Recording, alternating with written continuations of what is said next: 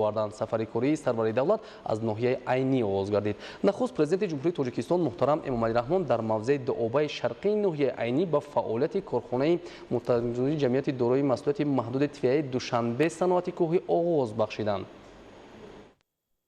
5 ایول اساسگذار صلح و وحدت ملی پیشوای ملت پرزیدنت جمهوری تاجیکستان محترم امامعلی رحمان با سفری کاری به ولایت سوغد تشریف آوردند. سفری کاری سروری دولت از ناحیه عینی آغاز گردید. نخست پرزیدنت جمهوری تاجیکستان محترم امامعلی رحمان در موضع دوآبه شرقی ناحیه عینی به فعالیت کارخانه معدن تازه‌کنی جمعیت دارای مسئولیت محدود تبع دوشنبه صنعت کوهی آغاز بخشیدند. مراسم به کار انداختن کارخانه مذکور به طور مجازی صورت گرفت. پیشوای ملت محترم امامعلی رحمان در دهات اورمیتن ناحیه عینی تگمه رمزی را پخش کرده کارخانه معدن تازه‌کنی را افتتاح نمودند و توسط مانیتور با روند استحصالات شناس شدند.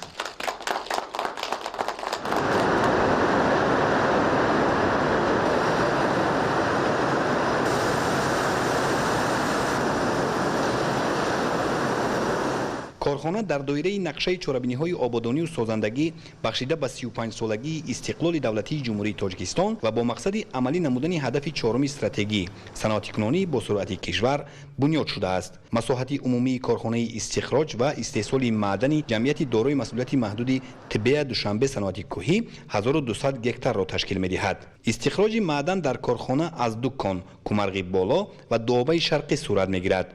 کانی کومرغی بالا قریب 4000 متر و دوآبه شرقی در بلندی 2300 متر از سطح بحر جایگیر میباشد. برای استخراج و کارکرد معدن روند مکمل هیدرومترولوژی جاری بوده. تکنولوژی معاصر ریختگری اتوماتیکی که استحصال شرکت‌های با نفوذ اروپا میباشد وصل و نصب کرده شده است. تکنیکا و تکنولوژیایی که در این فابریک معدن تازه‌کنی قبول کرده ساخته با استفاده داده شده است، یکی از تکنولوژی‌های نوترین زمانوی به حساب می رود. با استفاده این نمود تکنولوژی صفت محصولاتی که خاکه سور یعنی کنسنترات استحصال کرده می شود صفتش به نهایت اعلی می باشد. روند استخراج و کارکرد معدن در کارخانه با کامراهای مشاهده‌ای پورا نظارت کرده می شود. و پرزیدنت مملکت محترم امامعلی رحمان اطلاع داده شد که اقتدار کارخانه نو در یک سال به کارکرد 900,000 تن معدن برابر می باشد.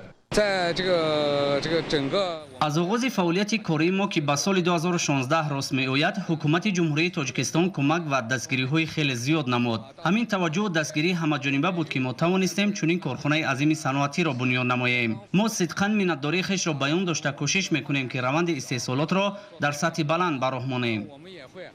روند استحصال معدن در 4 مرحله استخراج، میده کنی، آبشو کنی و جدا کنی صورت میگیرد.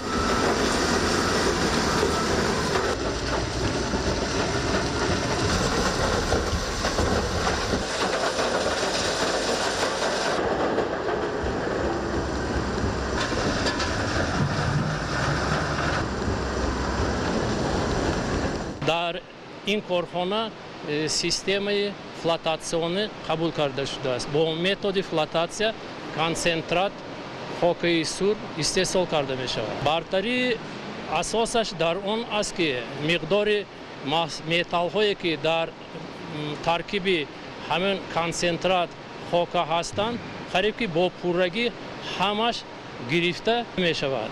نمود استخراج اشیای خام در کانی کومرغی بالا روی زمینی و در دوآبه شرقی زیر زمینی می باشد. در کانی دوآبه شرقی که از 7 نقب عبارت است بنیاد راه، وصل و نصب تجهیزات برقی، خوابگاه برای کارمندان و دیگر اینفراستراکچور یاریرسان پورا به انجام رسانیده شده. کندن نقب ادامه دارد. در کارخانه 140 نفر از جمله 100 ساکن محلی و 40 شهروند جمهوری مردمی چین با جای کار و معاش خوب تامین می باشند. در وقت ساختمان کارخانه 800 نفر ساکن محلی و قریب 200 نفر شهروندان جمهوری مردمی چین کار کردند.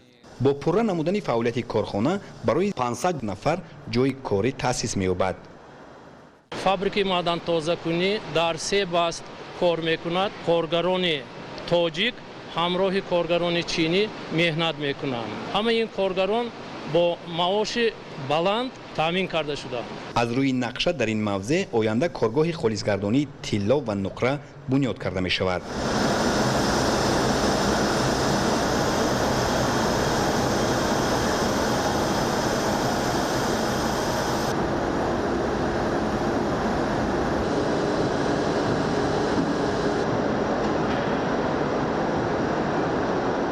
мавзеи дуобаи шарқӣ дорои манзара, гулу гиёҳҳои шифобахш ва канданиҳои фоиданоки зиёд мебошад. сарвари давлат муҳтарам Эмомалӣ Раҳмон зимни суҳбат бо кормандони ширкати Тибея Душанбе саноати кӯҳӣ истифодаи самараноки канданиҳои фоиданок ва риояи талаботи истиқлоҷ ва коркарди маъданро талаб намуда таъкид карданд ки дар сурати пурра риоя нагардидани талабот расидан ба ҳадафҳои дар пеш гузошташуда душвор мегардад. барои беҳдошти вазъи экологӣ дар мавзеъ иншооти ҳифзи муҳити зист бунёд карда шудааст.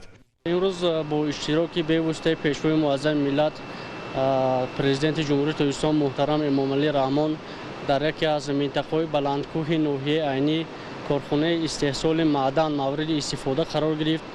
хушнуд аз он ҳастем ки бо сиёсати маорифпарваронаи пешвои муаззами миллат имрӯз дар дохили кишвар бо истифода аз шароити хуби таҳсил соҳибкасб гардида дар дохили кишвар ҳамчун мутахассиси ҷавон кор ва фаъолият намуда истодаем. ҳамзамон худро ҷавони хушбахт меҳисобам, зеро барои дар татбиқи ҳадафи чоруми стратегияи мамлакат яъне саноатикунонӣ бо сурати миллӣ ки бо ташаббуси бевоситаи пешвои муаззами миллат роҳандозӣ шуда истодааст саҳми худро мерасонам ва аз ин бениҳоят сарфароз ҳастам.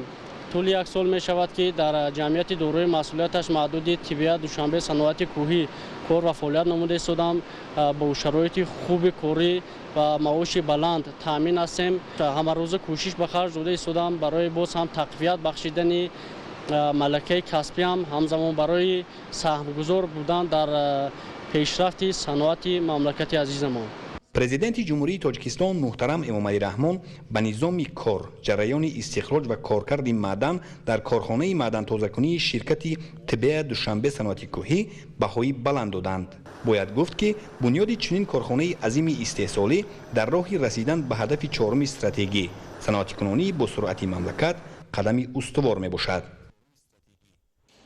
дар деҳоти урметани ноҳияи айнӣ асосгузори сулҳу ваҳдати миллӣ пешвои миллат президенти ҷумҳурии Тоҷикистон муҳтарам Эмомалӣ Раҳмон қасри паҳлавонони суғдӣ ва майдончаи бозии футболро ифтитоҳ намуданд. иншооти нави соҳаи варзиш бо ҷонибдории аз сиёсати пешгирифтаи ҳукумати ҷумҳурии Тоҷикистон дар самти рушди соҳаи варзиш ва дар доираи тадбирҳои созандагӣ ба ифтихори 35-солагии истиқлоли давлатӣ аз тарафи мақомоти иҷроияи ҳокимияти давлатии вилояти суғд бунёд шудааст. таваҷҷӯҳ намоед. 5 июл асосгузори сулҳу ваҳдати миллӣ пешвои миллат президенти ҷумҳурии Тоҷикистон муҳтарам Эмомалӣ Раҳмон дар деҳоти урметани ноҳияи айнӣ қасри паҳлавонони суғдӣ ва майдончаи бозии футболро ифтитоҳ намуданд. иншооти нави соҳаи варзиш бо ҷонибдории аз сиёсати пешгирифтаи ҳукумати ҷумҳурии Тоҷикистон дар самти рушди соҳаи варзиш ва дар доираи тадбирҳои созандагӣ ба ифтихори 35-солагии истиқлоли давлатӣ аз тарафи мақомоти иҷроияи ҳокимияти давлатии вилояти суғд бунёд шудааст. минбаъд наврасону ҷавонони деҳоти урметан метавонанд дар ин ҷо ба машқу тамрин машғул шуда маҳорату малакаи варзишии худро баланд бардоранд. дар бинои навсохти қасри паҳлавонони суғдӣ барои ба намудҳои гуногуни варзиш машғул шудан аз ҷумла гӯштини миллӣ шароити зарурӣ фароҳам оварда шудааст. имрӯз дар ноҳияи айнӣ деҳаи урметан қасри паҳлавонони суғдӣ бо иштироки пешвои муаззами миллат кушода ба истифода дода шуд ки дар ин ҷо аз намуди гӯштини зӯдо, гӯштини миллӣ машқу тамрин менамоем. толори варзишии болопӯшида барои гузарондани мусобиқаҳои сатҳи ноҳиявӣ мувофиқ мебошад. президенти мамлакат муҳтарам Эмомалӣ Раҳмон зимни шиносоӣ бо шароитҳои фароҳам гардида таъкид намуданд ки ҷавонону наврасон бо истифода аз чунин имкониятҳо метавонанд ҳамчун варзишгарони касбӣ омода шаванд ва дар мусобиқаҳои сатҳи минтақавию ҷаҳонӣ ширкат варзида шарафи Тоҷикистони соҳибистиқлолро баланд бардоранд. дар шафати толори варзишии болопӯшида ҳамчунин майдончаи варзишӣ бо дарозии 60 ва паҳноии 30 метр сохта шудааст. бо шиноидани ниҳоли дарахтони ороишӣ ва сояафкан саҳн ва атрофи толори варзишии болопӯшида ва майдончаи варзишӣ ба як мавзеи ободу зебо табдил ёфтааст. сохта ба истифода додани толор ва майдончаи варзишӣ дар ин деҳоти дурдасти мамлакат шаҳодати он аст ки ҳукумати ҷумҳурии Тоҷикистон баҳри ҷалби наврасону ҷавонон ба варзиш таваҷҷӯҳи хоса дорад. дар замони соҳибистиқлолӣ дар ҳудуди ноҳияи айнӣ 63 майдонча ва 25 толори варзишӣ сохта мавриди истифода қарор дода шудааст. امروز با تشبث پرزیدنت جمهوری تاجیکستان در دهه ما میدانچه ورزشی گشوده گردید که جوانان ما می توانند در وقتهای خالیگی در اینجا آمده به ورزش مشغول شوند. ما خود کوشش می نماییم که در وقتهای خالیگی نیز به اینجا آمده به فوتبال مشغول شویم. بنیاد میدانچه و تالارهای ورزشی و جلب بیشتر نورسان و جوانان به تمرین امکانیت فراهم آورد که تنها در سال 2022 ورزشگران ناحیه عینی با اشتراک فعالانه در مسابقه های ورزشی سزاوار 10 مدال طلا، 16 مدال نقره و 26 مدال برنجی گردند. با تشبث و دستگیری‌های محترم جناب عالی پرزیدنت جمهوری تاجیکستان در دهه ارمیتن ناحیه عینی یک تالار برهوای با نام قصر پهلوانان سوغدی به استفاده داده شد که جوانان دهه، جوانان این منطقه با یک خوشنودی آن را پذیرفتند. حرکت می نماییم که تمرین ها را پرزور نماییم و پرچم جمهوری تاجیکستان را در عرصه جهانی باز هم بلندتر و بلندتر برداریم. لازم به تاکید است که نورسان و جوانان ناحیه عینی با ورزش شوق و رغبت زیاد دارند و با مورد بهره برداری قرار گرفتن انشاءات ساحه نمودهای گوناگون ورزش باز هم رشد خواهد کرد.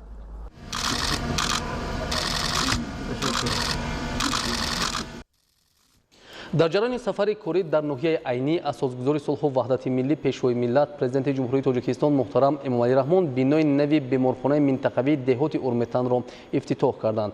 کارهای بنیادی در بنای بیمارخانه ماه اکتبر سال 2017 آغاز گردیده آن از طرف مقامات اجرایی حکومت دولتی ولایت سوخت و ناحیه عینی در مهلت معین با طرح و نمای زیبا مورد استفاده قرار داده شد. 5 ایول اساسگذار صلح و وحدت ملی پیشوای ملت پرزیدنت جمهوری تاجیکستان محترم امامعلی رحمان در ناحیه عینی بنای نوی بیمارخانه منطقوی دهات اورمتن را افتتاح نمودند. کارهای بنیادی در بنای بیمارخانه ماه اکتبر سال 2017 آغاز گردیده آن از طرف مقامات اجرایی حکومت دولتی ناحیه عینی در مهلت معین با طرح و نمای زیبا مورد استفاده قرار داده شد. مؤسسه نوبنیاد تندرستی دارای 2 آشیانه و تخانه بوده از شعبه‌های تولد، قبول و تحلیلگاه با مجموعه گذراندن عملیات جراحی، حجره ختنه کودکان، حجره فیزیوتراپیوتی، بیماری‌های عضوهای درونی و بچگانه عبارت میباشد. بیمارخانه دارای 90 حجره است که در آنها شرایط ارزنده کار و فعالیت و خدمترسانی طبی مهیا کرده شده است. دستگاه و تجهیزات معاصر طبی از قبیل دستگاه نفس‌دهی صنعی، کاردیومانیتور، دستگاه تشخیص اولتراسادا، ثبت برقی دل و دیگر تکنولوژی معاصر تشخیص و طبابت که از طرف مقامات اجرایی حکومت دولتی ولایت سوخت تجهیزانده شده است امکان می‌دهد که به ساکنان خدمترسانی با صفت طبی رسانیده شود. در بیمارخانه تازه بنیاد برای به طبابت فرا گرفتن بیماران 45 کت خواب موجود است. با مورد استفاده قرار گرفتن بنای نوی بیمارخانه منطقوی شماره کارمندان از 35 به 80 و قبول بیماران باشد به 100 نفر رسید. ساختمان بنای نوی بیمارخانه منطقوی دهات اورمتن از اقدام و تشبث‌های سازنده پرزیدنت جمهوری تاجیکستان محترم امامعلی رحمان منشأ گرفته طریق قیام به 25000 ساکن 7 دهه خدمترسانی با صفت طبی رسانیده می شود. با دستگیری اساسگذار صلح و وحدت ملی پیشوای ملت پرزیدنت جمهوری تاجیکستان محترم امامعلی رحمان بیمارخانه نوی زمانوی با تمام تجهیزات‌ها به استفاده داده شد. بیمارخانه دارای 4 شعبه میباشد: شعبه بیماری درونه، شعبه کودکانه، همچنین شعبه تولدخانه و شعبه جراحی با عملیاتخانه ها فعالیت مینماید. طبق لایحه مرکز سلامتی دهه اورمتن در تخانه بنای بیمارخانه منطقوی جایگیر کرده شده است که آن دارای شرایط خوبی کاری میباشد. بیمارخانه منطقوی دهات اورمتن با دستگیری حکومت جمهوری تاجیکستان و مبلغ‌گذاری مقامات اجرایی حکومت دولتی ناحیه عینی از جانب متخصصان جمعیت دارای مسئولیت محدود تاجیک الیت ساختمان ساخته شد. پرزیدنت جمهوری تاجیکستان محترم امامعلی رحمان پس از شناسایی با شرایط کار و فعالیت در بیمارخانه مذکور به صفت کارهای ساختمانی بهای بلند داده قامت افراختن چنین بنای خوش‌طرح را برای ساکنان دهات اورمتن مهم و سریع معنیداد نمودند. پیشتر بیماران به شهر پنجک ناحیه ها سفر میکردند. من حاضر همین تجهیزات ها خودی بیمارخانه که هست همینجا میتونن که معالجه کنند. قابل تذکر است ки бинои қаблии беморхона солҳои 50-уми асри гузашта сохта шуда буд ва ба талаботи замон ҷавобгӯ набуд. акнун хизматрасониҳои тиббӣ ба сокинон дар беморхона ба меъёрҳои муосир ба роҳ монда мешавад. пешвои муаззами миллат мутахассисонро барои расонидани кӯмаки босифати тиббӣ ба сокинон раҳнамоӣ намуданд. бо мақсади таъмини зебоӣ дар саҳни иншооти нави соҳаи тандурустӣ 2 фаввора ва 3 суҳбаткада бунёд гардида дарахтони сояафкану ороишӣ ва гулҳои мавсимӣ шинонида шудааст. ёдовар мешавем ки маҳз дар замони соҳибистиқлолӣ дар доираи иқдому ташаббусҳои созандаи пешвои миллат муҳтарам эмомалӣ раҳмон ва саҳми соҳибкорону шахсони ватандӯст дар марказ ва деҳоти ноҳияи айнӣ иншооти гуногуни ҳаётан муҳим сохта ба истифода дода шуданд ки дар самти беҳтар гардидани вазъи зиндагии мардум мусоидат намуданд. ҳоло ба сокинони ноҳияи айнӣ тариқи беморхонаи марказӣ, маркази саломатии ноҳиявӣ, 21 маркази саломатии деҳот, 32 бунгоҳи тиббӣ ва 7 беморхонаи минтақавӣ хизмати босифати тиббӣ расонида мешавад. асосгузори сулҳу ваҳдати миллӣ пешвои миллат президенти ҷумҳурии тоҷикистон муҳтарам эмомалӣ раҳмон дар идомаи сафари корӣ дар ноҳияи айнӣ дар деҳоти урметан майдони парчами давлатии тоҷикистонро ифтитоҳ карда парчамро парафшон намуданд. майдони парчами давлатӣ дар деҳоти урметан дар доираи нақшаи чорабиниҳо ба истиқболи ҷашни 35-солагии истиқлоли давлатии ҷумҳурии тоҷикистон сохта шуда дар он барои сайру гашти сокинону меҳмонон шароити мусоид фароҳам оварда шудааст. гузориш дар ин хусус.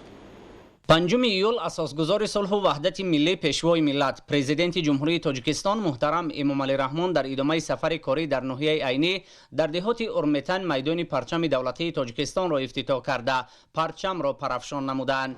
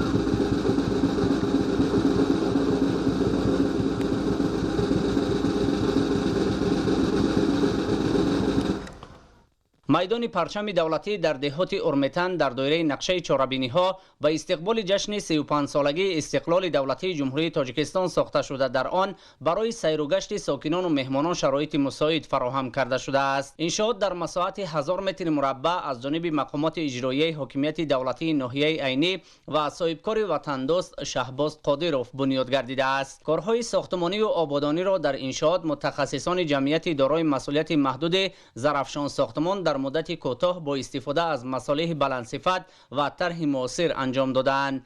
بلندی ستونپایه پرچم دولتی تاجیکستان در دهات اورمتن در عموم با ته کرسیش 35 متر را در بر میگیرد. متای پرچم 6 متر پهنایی و 12 متر درازی دارد. راهروهای میدان پرچم دولتی تاجیکستان در مسافه زیاده از 400 متر مربع سفالک پوش کرده شده. در آن صحبتکده و نشستگاه ها برای استراحت و فراغت ساکنان و مهمانان و سیاحان گذاشته شده است. با مقصد تامین روشنایی در حدود میدان پرچم دولتی چراغ ها نصب گردیده شبانه به زیبایی موضع زینت میبخشند. تاکید کردن به مورد است که در سالهای استقلال دولتی در اساس دستور و هدایت‌های پیشوای ملت محترم امام علی رحمان با مقصد ارجگذاری به مقدسات ملی و بلند برداشتن احساس وطن دوستی و خودشناسی در ضمیر شهروندان مملکت مخصوصا نورسان و جوانان در مرکز و دهات اکثر شهر نویاهای کشور پرچم دولتی تاجیکستان پرافشان کرده شده است. سرور دولت محترم امام علی رحمان افتتاح میدان پرچم دولتی تاجیکستان در دهات اورمتن ناحیه عینی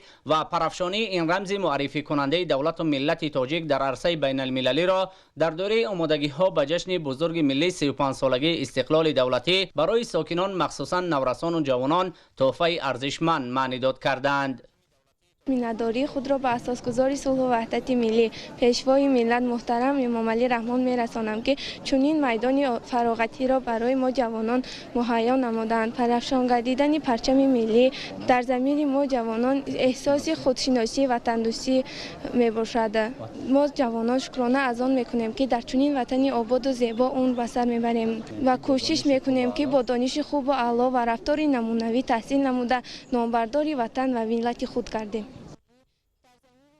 5 ایول اساسگذار صلح و وحدت ملی پیشوای ملت پرزیدنت جمهوری تاجیکستان محترم امام علی رحمان در ادامه سفر کاری در ناحیه عینی بینای قصر فرهنگ دهات اورمتن را پس از تجدید و از نوسازی مورد استفاده قرار دادند. گزارش خبرنگاران ما در این خصوص. 5 ایول اساسگذار صلح و وحدت ملی پیشوای ملت پرزیدنت جمهوری تاجیکستان محترم امام علی رحمان در ادامه سفر کاری در ناحیه عینی بینای قصر فرهنگ دهات اورمتن را پس از تجدید و نوسازی مورد استفاده قرار داده در برنامه فرهنگی اشتراک نمودند.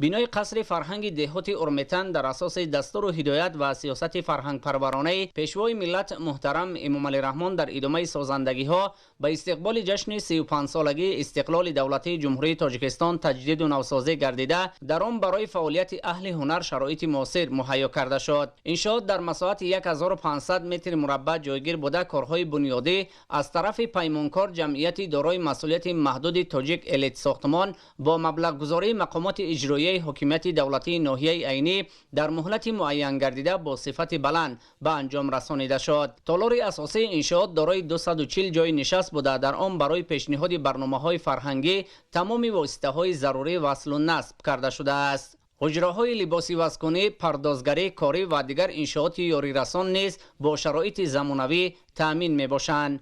راهرو و دیوارهای داخل انشاءات با استفاده از صنعت بلند معماری ملی آرا یافتند. سرور دولت محترم امام علی رحمان ضمن شناسایی با شرایط موجوده و صحبت با اهل هنر از جمله تاکید داشتند که حکومت جمهوری تاجیکستان بر رشد ساحه فرهنگ توجه مخصوص ظاهر می‌نماید و در سالهای استقلال دولتی در این سمت نقشه و برنامه‌های زیاد عملی گردیده است.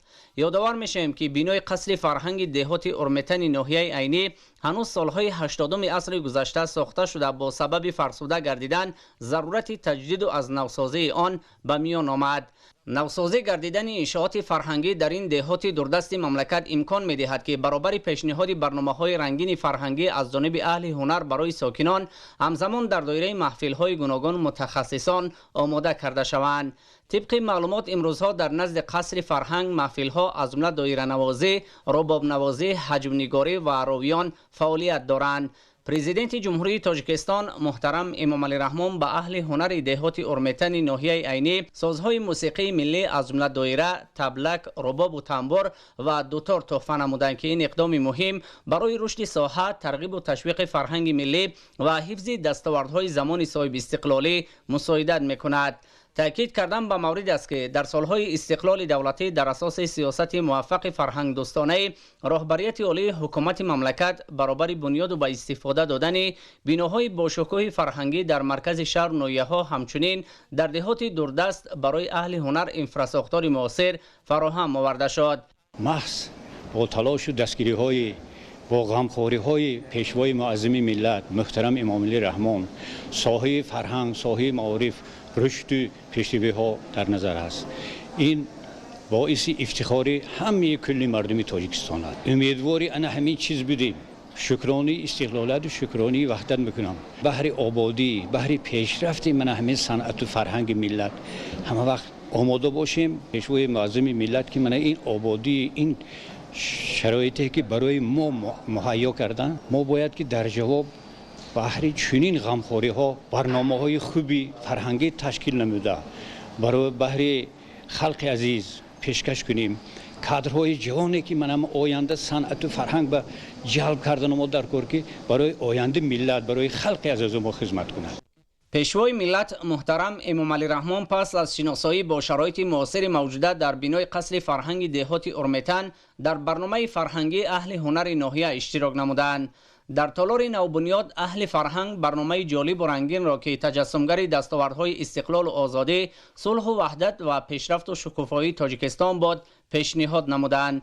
پرزیدنت مملکت به برنامه پرمضمون صنعتکاران بهای بلند داده انشاءات را برای اهالی بیش از 25,000 نفره دهات اورمتن تحفه ارزشمند حکومت مملکت معنیداد نمودند و اهل هنر را با استفاده از شرایط مهیا گردیده جهت حفظ دستاوردهای فرهنگی سهم گذاشتن در ترغیب و معرفی هنر پرغناوت ملت تاجیک به جهانیان هدایت کردند. در نوبت خود اهل هنر از دستگیری‌های سرور دولت محترم امام علی رحمان اظهار سپاس و منتداری نموده وعده دادند که با تهیه برنامه‌های بلند مضمون و آماده نمودن کادرها در ساحه در رشد و پیشرفت فرهنگ ملی و عملی شوی نقشه و برنامه‌های سازنده حکومت جمهوری تاجیکستان سهم نظررس می‌گذارند. یادآور می‌شویم که تطبیق هدف‌های سازنده به استقبال جشن 35 سالگی استقلال دولتی جمهوری تاجیکستان در تمام ساحه‌ها با سرعت ادامه داشته. در همین زمینه با اقدام مقامات اجرایی حکومت دولتی ولایت سوغد راه‌های گرد و اطراف قصر پهلوانان سوغدی، بیمارخانه منطقوی رقم 2، میدان پرچم دولتی،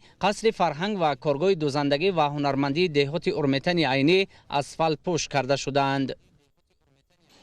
اساسگزار صلح و وحدت ملی پیشوای ملت پرزیدنت جمهوری تاجیکستان محترم امام علی رحمان در دهات اورمتن ناحیه عینی کارگاه معاصر دوزندگی و هنرمندی را که یکی از بندهای تحریزی شده بخشیده به 35 سالگی استقلال دولتی محسوب می‌یابد مورد استفاده قرار دادند.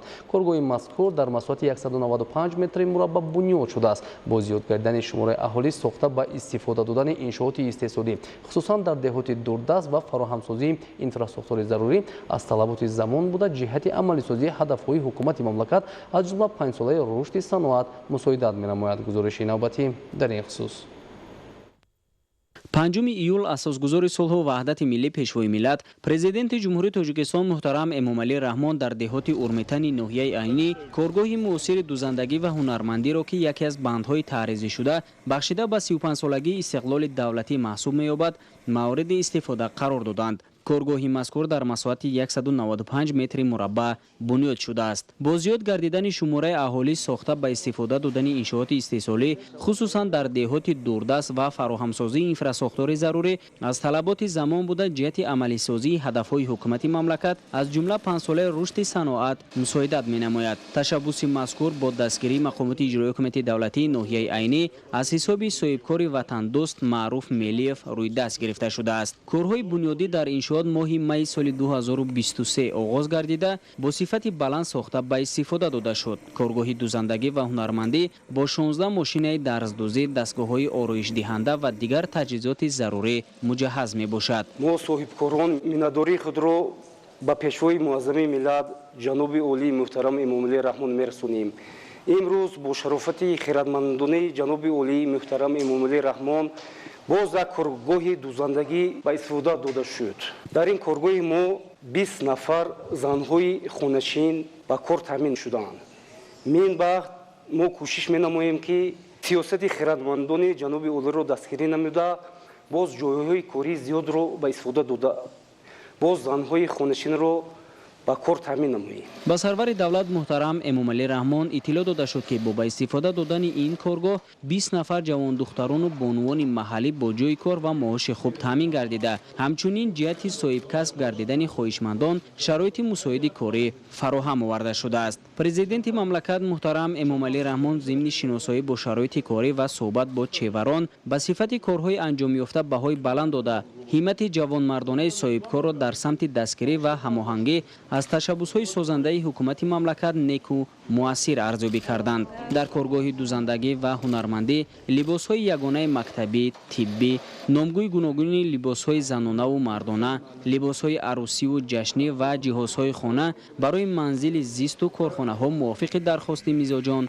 آماده می‌گردد. اهل دهات اورمتن ناحیه عینی از حساب زنان و بانوان صاحب هنر و با استعداد جهت رشد و حفظ و احیای هنرهای مردمی همیشه دست به کار بوده در سمت عملی سازی نقشه و هدف‌های حکومت مملکت سهمی ارزنده دارند. ما زنهای دهه اورمتن خوشبخت از آن هستیم که با دستگیری پیشوای معظم ملت جناب عالی همین کارگاه گشوده شد. ما زنهای خانشین صاحب جای کاری دائمی گشتیم. مینداری خود را به جناب عالی بیان می‌نماییم. در این کارخانه ما لباس‌های مکتبی، طبی و موافق فرمایش میزاجان لباس‌ها دختر پیشنهاد می‌نماییم. در اینجا ما باز امکانیت داریم که دخترهایی که خواهش صاحب کسب شدن دارند دستگیری نماییم، تربیت نماییم. رشد و احیای هنرهای مردمی از وسیله مهم استواری فرهنگ نیاگان ملت تاجیک بوده سهم بانوان هنرمند در تحکیم و عملی سازی تدبیرهای اندیشیده شده حکومت کشور نظررس میباشد. سرور دولت به هنرمندان برای دستگیری همیشگی از اقدامات حکومت مملکت اظهار سپاس نموده آنها را برای صاحب کسب نمودن نسل جوان و بلند برداشتن ذوق زیبایی پرستی این قشر جامعه هدایت نمودند. در ارتباط با این بانوان دهات اورمتن ناحیه عینی از دستگیری و غمخواری های همیشگی دولت و حکومت مملکت و فراهمسازی شرایط کار و فعالیت در منطقه های دوردست اظهار منتداری کردند. آنها وعده دادند که من بعد نیز در پیروی از سیاست پیشگرفته پیشوای معظم ملت فعالیت کرده در جاده احیای هنرهای مردمی و معرفی آن به جهانیان سهم مناسب خود را خواهند گذاشت. در دوره سفر کاری در ناحیه عینی اساسگذار صلح و وحدت ملی پیشوای ملت پرزیدنت جمهوری تاجیکستان محترم امامعلی رحمان از نمایش محصولات کشاورزی در دهات اورمتن دیدن کردند با دهقانان و ساکنان صحبت صمیمی انجام دادند. 5 ایول در دایره سفر کاری در ناحیه عینی اساسگذار صلح و وحدت ملی پیشوای ملت پرزیدنت جمهوری تاجیکستان محترم امامعلی رحمان از نمایش محصولات کشاورزی در دهات اورمتن دیدن کرده با دهقانان و ساکنان صحبت صمیمی انجام دادند. کشاورزان ناحیه عینی دستاوردهای مهنتی از جمله میوه و خشک میوه‌ها، عسل، نمودهای گوناگون غله‌دانگی که همساله از زمین‌های زرخیزی در اختیار داشته استحصال می‌کنند به معرض گذاشتند. یک گوشه نمایشگاه را نمونه محصولات محصولات نانی و خوراک‌های ملی تشکیل میداد. در ناحیه عینی 1360 خواجگی دهقانی فعالیت می‌نماید و کشاورزان با استفاده مقصدناک زمین‌ها برابر تامین بازار محلی با محصولات تر و تازه در دسترسی ساکنان ناحیه‌های اطراف با مواد خودی سهمی مناسب دارند. ناحیه عینی برای پرورش و استحصال کارتوشکای خوشصفت نوهای تاجیکی اقلیمی مساعد داشته همساله میدان کشت آن وسیع کرده می شود. امسال نیز در این سمت مهنتکشان ناحیه پیشرفت بوده برای تامین بازار منطقه و استحصال محصولات خوشصفت مسئولیت دارند. ناحیه عینی منطقه اگراری بوده، سهم دهقانانش در تامین امنیت و زوقاوری کشور و استحصال محصولات بلندصفت از جهت اکولوژی تازه نیک و مؤثر است. به سرور دولت محترم امامعلی رحمان اطلاع داده شد که سال روان کشاورزان ناحیه عینی با استفاده از هوای مساعد و امکانات‌های موجوده میدان کشت زراعت گوناگون را به مراتب زیاد نموده در میدان 605 گکتار کارتوشکا، 67 گکتار سبزیجات و 465 گکتار غله‌دانگی‌ها گذرانیدند که در نتیجه نگاه و بین خوب و رعایت قاعده‌های آگروتکنیکی حاصل دلخواه نیز به دست آوردند. اهل زحمت ناحیه عینی تا امروز در 41 گکتار کشت تکراری گذرانیدند که عین حال نشأونمای زراعت خوب می باشد. سال جاری ما در خواجگی‌های کشاورزی در میدان 605 گکتار کشت کارتوشکی گذراندیم که نسبت سال گذشته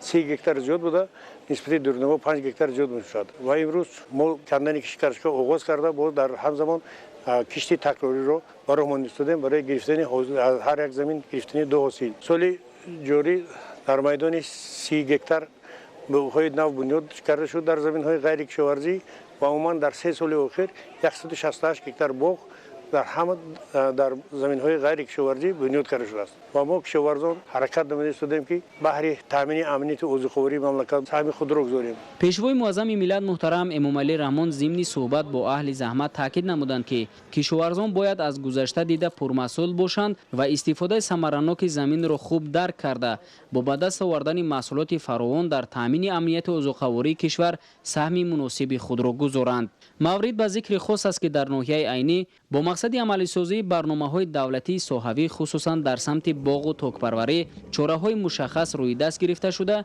تا این مدت یک قطار کارهای ضروری سامان داده شده است. مخصوصا امسال در ناحیه میدان باغ‌ها از حساب زمین‌های بیکار خوابیده 30 گکتار زیاد گردیده 10 گکتار از حساب باغ‌های کهنه برقرار کرده شد. یعنی اهل زحمت در این سمت نیز پیوسته تدبیراندیشی نموده برای رشد ساحه باغ‌پروری دست به کارند. کشاورزان به ساحه باغداری توجه خاصه میدهند که طول 5-6 سال آخر همین زردآلو عموما از حساب باد و هوا سردی های اولی بهار میوه نمیشد میوه زردآلو شکرانه که امسال در این سال پرفیض و پربرار حاصل زردآلو در همه باغ‌ها بسیار فراوان است. ما اهل جماعتچگی دهات اورمیتان سیاستی پیشگرفتی خردمندانی اساسگذاری صلح و وحدت پیشوای معظم ملت جناب عالی محترم امامعلی رحمان را یکدلانه دستگیری نموده بهر تامین امنیت عضوخوری کشور سهم خود را می‌گذاریم. پرزیدنت مملکت محترم امامعلی رحمان ضمن بازدید از نمایشگاه و صحبت با اهل زحمت ناحیه با درک بلند مسئولیت شناسی و دستگیری مهنتکشان از سیاست پیشگرفته رهبریت حکومت مملکت اظهار سپاس نموده با دهقانان جهت استفاده ثمرناک زمین و برداشت حاصل دلخواه دستور مصلحت‌های مفید دادند. در نوبت خود اهل زحمت ناحیه از توجه سرور دولت نسبت به زمین و دهقان اظهار منتداری نموده وعده دادند که من بعد نیز در تامین بازار داخله با محصولات وطنی سهم ارزنده خود را می‌گذارند. 5 ایول در ادامه سفر کاری در ولایت سوخت اساسگذار صلح و وحدت ملی پیشوای ملت پرزیدنت جمهوری تاجیکستان محترم امامعلی رحمان به شهر پنجکین تشریف آوردند. نخست پرزیدنت جمهوری تاجیکستان محترم امامعلی رحمان با برداشتن پرده از روی لوحه رمزی به فعالیت کارخانه متالورژی مسگودازی پایگاه کیسلارود ادسرپسیونی کارگاه ابتوزکنی کارکرد دوباره پرتو پالایشگاه رقمی 3 در جمعیت دارای مسئولیت محدود کارخانه مشترک زرافشان آغاز بخشیدند. коргоҳи мазкур ки ба истеҳсоли миси стандарти катодӣ машғул аст, иқтидори коркарди 165 000 тонна консентрати дорои мис ва тиллоро дар як сол дошта, маҳсулоти ниҳоии аълосифатро аз он истеҳсол менамояд. иттилоъ дода шуд ки аз ин миқдор консентрати коркардшуда дар навбати аввал 145 000 тонна миси катодӣ ҳамчун ба миқдори муайян тилло ва нуқра истеҳсол карда мешавад. бояд қайд кард ки то ба имрӯз хокаи консентрати дорои мис ҳамчун ашёи хом ба дигар давлатҳо барои коркарду истеҳсоли маҳсулоти ниҳоӣ содирот карда мешуд. корхона дар доираи дастуру супоришҳои сарвари давлат муҳтарам Эмомалӣ Раҳмон ба хотири роҳандозии коркарди пурраву истеҳсоли маҳсулоти ниҳоӣ аз буйгариҳои табиии Тоҷикистон бунёд гардида, дар оянда мисли катодии истеҳсол гардида чун маҳсулоти ивазкунандаи воридот ва ба содирот нигаронида шуда пешниҳоди харидорон карда мешавад. корхонаи мазкур дар доираи амалишавии нақшаҳо дар роҳи расидан ба ҳадафи чоруми стратегӣ саноати кунунӣ бо суръати кишвар бунёд гардида, дар он наздики 300 нафар соҳиби ҷойи кори доимӣ гардиданд. бояд гуфт ки 12 нафар мутахассиси маҳаллӣ дар ҷумҳурии мардумии Чин аз курсҳои бозомӯзӣ гузаштанд. дар назди корхонаи навбунёд президенти мамлакат муҳтарам Эмомалӣ Раҳмон аз намоиши маҳсулоти корхонаи муштараки зарафшон боздид ба амал оварданд.